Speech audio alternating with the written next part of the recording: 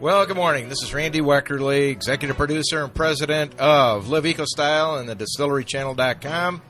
And today I have Kara Peterson at Untapped, who is joining me with a very special update from the state of Wisconsin on some legislative situations that have cropped up within the last 48 hours. Online, I have from the Twisted Path Distillery and the president of the Wisconsin Distillers Guild, Brian Sammons. Good morning, Brian. Good morning. How are you doing up there in Milwaukee in the old Twisted Path arena? You know, just as I said good morning, I realized I probably should have just said morning. There you go. Well, we're giving you a call as the president, and we've talked about this in the past. I got an email last night from Amy at the Distillers Guild and pertaining to the legislative impact that can be impacting the small craft industry again. So do you want to give us an update, Brian, on what we can do to see what we can take a look and possibly help not make those changes?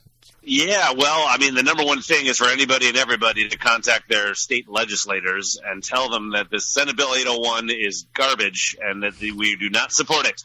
What it is it's another attempt at this creating an alcohol czar in the state of Wisconsin. It's the same thing they tried last summer, and the public railed against it, and it killed it at that time.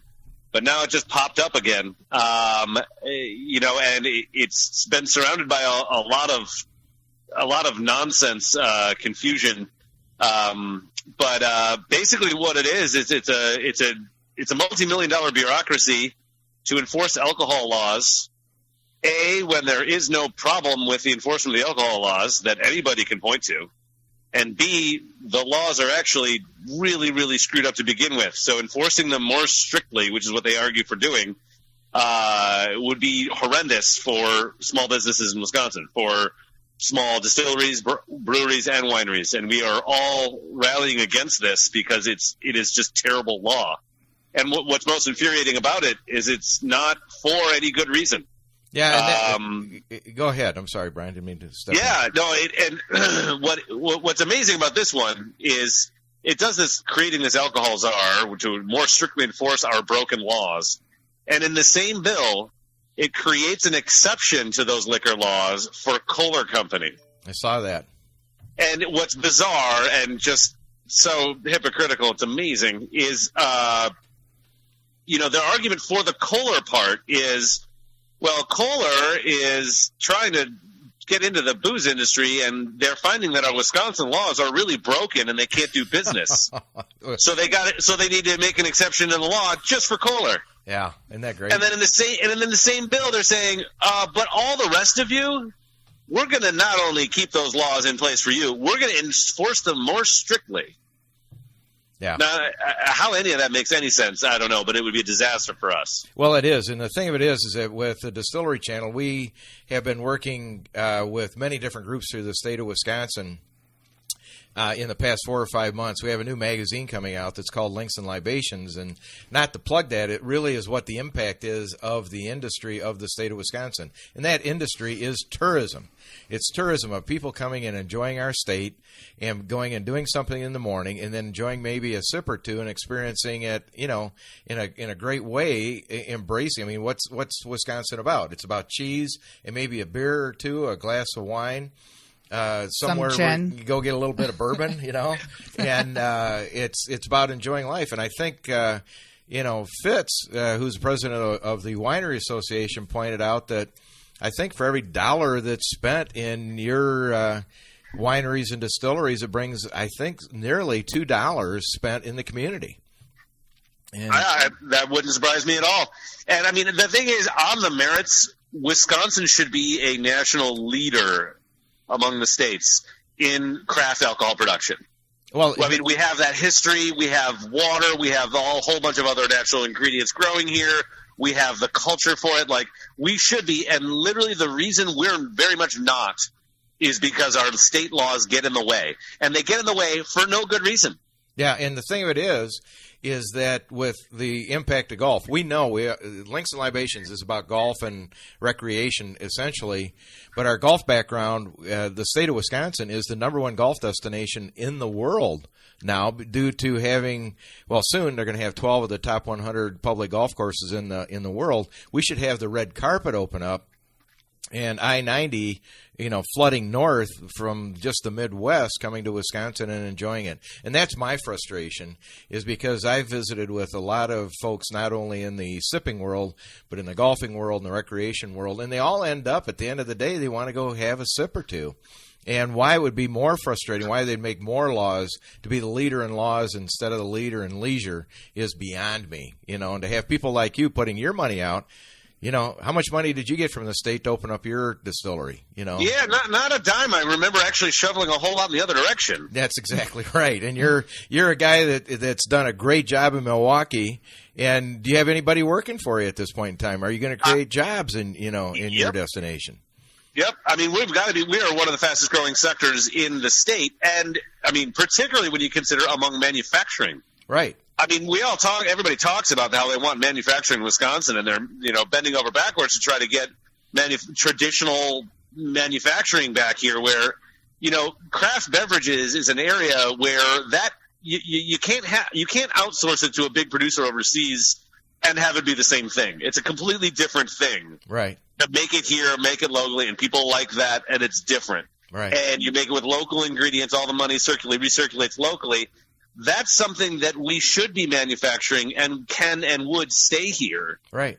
And has the potential to be a huge growth sector if we weren't just blocking it with inane, old, backward laws that just make no sense. Well, and one of the funny things I said in one of the shows one time, it's not dissimilar. I think this goes all the way back to 1930. I think they just took over where Capone left off. They thought he had such a good business model. They thought they would keep enforcing it. And that's I think we're going to do maybe a comedic reprise of that, but it's not too far from the truth. You're just businessmen with a great model and the opportunity to create jobs and bring industry to Wisconsin. And I don't see it. So what people can do, Brian, is that what was that bill number again, and what can they do? It's Senate Bill 801 is the way it lives right now. But people are referring to it as the Liquor Czar bill, so you can find articles about it and links to things. But the main thing is to reach out to your state legislator, state senator, and you can look them up on the state legislature webpage real easily. You plug in your address, and it'll tell you who they are, give you their contact info. It's really easy to actually call these people. You just call, and somebody will answer, and you say, "Hey, I just wanted to voice my opposition to this," and they say, "Okay, thanks," and it's real easy. Or send an email if you like it that way better. But these legislators hearing the opposition to it, that's the key. Some of these guys actually, I think are going into this not knowing who's for it and against it. Yeah, I think I think when it goes through quickly, I think that's the problem. And that's why they try to push it through quickly. Yeah. We found out about this yesterday. They're going to be having a hearing on it tomorrow. Well, what we're going to do at this little item, we're going to do what's called a shout out, and we'll produce this immediately. I'm going to give you a link to it. Put it on your Facebook. Anybody that's in the small craft industry, breweries, wineries, the distilleries, you're going to get a copy of this.